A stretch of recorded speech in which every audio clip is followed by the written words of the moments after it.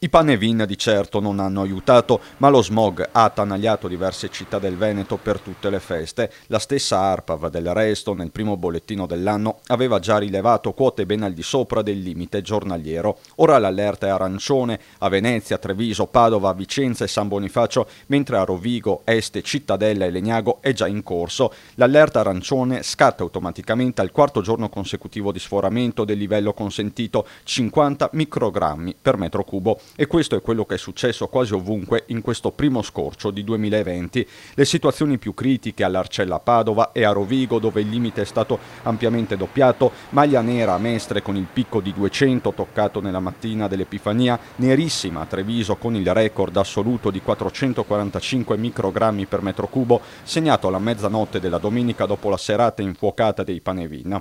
Allerta arancione significa che dalle 8.30 alle 18.30 nei capoluoghi è vietata la circolazione di autoveicoli privati e commerciali alimentati a benzina Euro 0 e Euro 1, così come a diesel Euro 0, Euro 1, Euro 2, Euro 3 e vetture private alimentate a diesel Euro 4, nonché di moto e ciclomotori a due tempi immatricolati prima del 2000 o non omologati ai sensi della direttiva europea. Inoltre, per tutti i mezzi è proibita la sosta con motore acceso. Lo stop riguarderà inoltre i caminetti e le stufe da 2 stelle in giù. Scattata l'allerta, ora saranno i singoli sindaci a firmare le ordinanze antismog. Resta da capire infatti quando e come si attiveranno i controlli.